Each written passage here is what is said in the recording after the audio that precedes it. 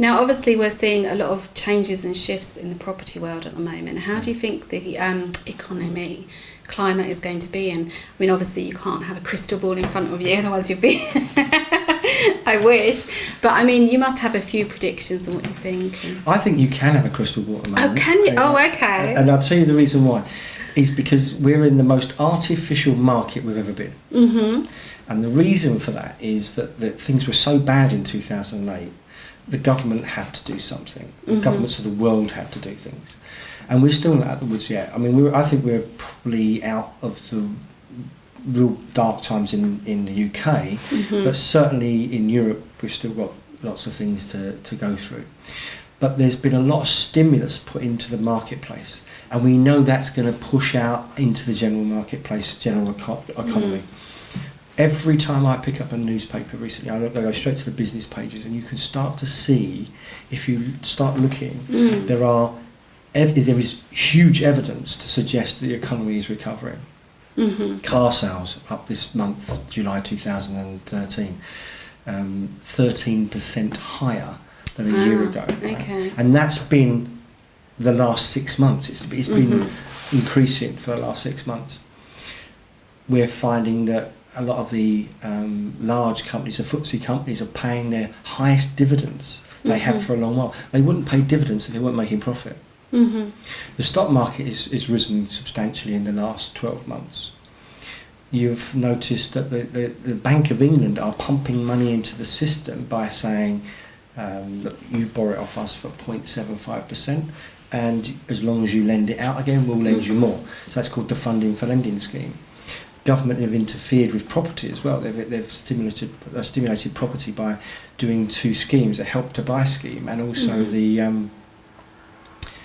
the other scheme is they're underwriting mortgages as from 2014 January. Oh, wow, it's going to make a big impact. It's got a huge impact. So these things are all in place, are happening now, and the economy is a cycle. So if you can imagine, this is the top of the cycle, everything's fantastic. This is the top end of the cycle, and you've got the bottom end of the cycle here. Now, when you're 3/4 of the way through a good cycle, you don't get any bad news. Very rarely do you get any bad news. But towards the top of the cycle, you start getting bad news. Because it's no switch-off point saying, actually, it's all good news now. Or it's all bad news now. It doesn't happen that way. There's usually a transition period, so you get bad news and good news at the same time. When you get bad news and good news at the same time, when things are really bad, you know things are changing. You can tell that you wouldn't have, because in the middle of the bad cycle, you don't get any good news at all. In the middle of the good cycle, you don't get any bad news at all. So you know that when things, it's conflicting news, you know things are changing.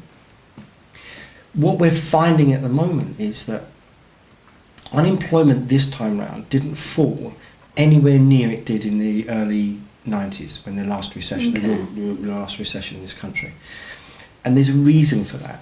It's because of the amount of money that was pumped into the system by the government. They pumped billions and billions of pounds into the system to bail banks out. There was no major failures.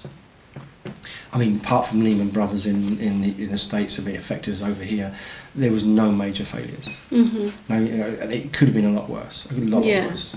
So I think they did the right things. They bailed the banks out. The Bank of England have printed 375 billion. That's billion, not million. Right? That's over a third of £1 trillion.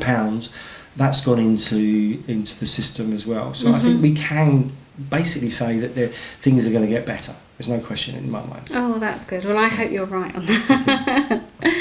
And how do you find people who are a little bit nervous of the property market? Because obviously people are scared to move and to buy and things like that. I mean, what would you say to them? Well, I don't see a lot of nervousness in the market, especially in the south of England. I see a lot of bullishness in the marketplace. Okay. People, I think you've got to remember that the property market last time didn't complete its cycle. A lot of people think that Northern Rock was the cause of our problems, but it wasn't. It was the subprime lending market in the US. The US market collapsed, and the property market, and that had a knock-on effect on finance because they'd packaged up these subprime lending deals as AAA credit rated deals, Mm-hmm. and all of a sudden the banking industry said we're not lending to anyone because we don't know who's got the bad stuff and the good Sure. stuff. So the credit crunch wasn't caused by us, it was caused by the United States. Mm-hmm.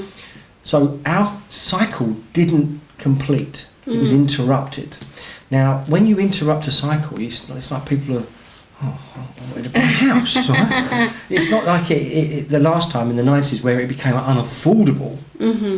because it became very affordable when interest rates dropped, and people think, I'd rather buy a house than and they're still sitting there with confidence in the housing market. Mm-hmm. I think most people believe that house prices will rise.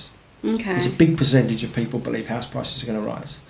And there's confidence in the marketplace. The nervousness is usually driven by something else, The media. possibly the media, and Mhm. also the fact that they might fear losing their jobs. Mm-hmm. If you was a government employee today, you would have a different view if you was a public private sector absolutely. employee, Mm. because they are in a position where they're not sure about their jobs. Mhm. And do you think we'll ever see, I'm not sure what year it was when property prices just went through the roof, it was a few years ago now, wasn't it? You know, they were doubling and trebling and going absolutely crazy. Do you think we'll ever see that again? You do? I think that's coming very, very soon. Okay. Very soon. Just I can see call me when that happens. It's happening there. There's certain parts of London where we've seen increases of 70 to 80% in the Wow. last year. Okay. It's not being reported yet. Mm-hmm. It's been masked in a way because surveyors are resisting the Mhm. prices, but they can't resist it for too long. Sure. But here's the thing. There is one reason why property prices will double very quickly, Mm-hmm. and it's because we broke the £100,000 mark some time ago. The average house price in this country is £160,000, £165,000. Now, I know you live whereabouts you live, but if I was to ask you to think about where you live, Mm-hmm. the range of house prices, Mm-hmm. what would be a range in the area that you live I would say the average house price where we live is around 300 to to 500-600. 500-600? Okay. Yeah. Now I want you to notice what you just said. 3 to 5 to 600. Yeah, they've doubled. Yeah. Well, it's not that. It's that you don't look at between 80 and 85 or 80 and 90,000. You're using £100,000 increments Yeah. as if it was nothing. Yes. And It's really psychologically, we went past that £100,000 mark some time ago. So if you get a £160,000 house, the average house price, Mm.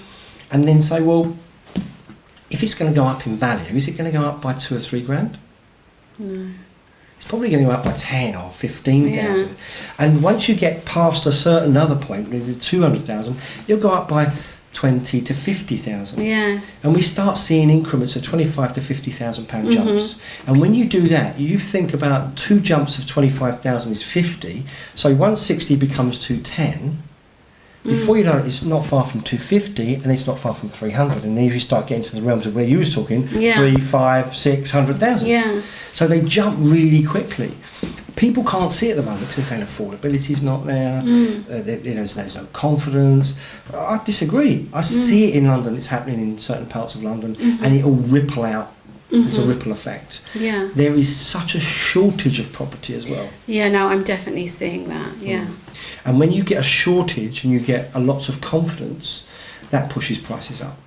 And we're seeing now on a regular basis offers in excess of, oh, we need your best and final bid. Mm-hmm. And it's going well above asking price. Sure. So we're finding that things are very much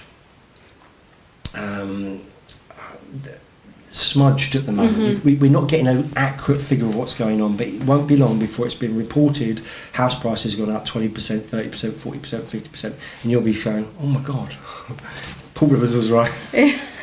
I have to ask you, it's a bit of a surreal question, but why are they not changing the Monopoly board to reflect all these prices? Yeah.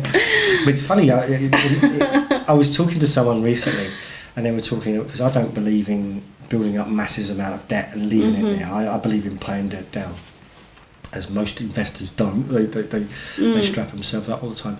But if you played Monopoly and you mortgage something, what happens? Well, I buy houses on it when I do. No, but if you mortgage something in Monopoly, you can't. Oh, you can't buy anything else. You can't collect any rent. No, that's right. And you have to turn it over. Yes. And people forgot about that. Yeah. So that's a 100-year-old game. Do you know that? Yeah, I do love Monopoly. So do I. I bet you're very good at it. Well, my son beat me last time, so you can. Oh, really? Oh, okay. We'll have to have a game one day.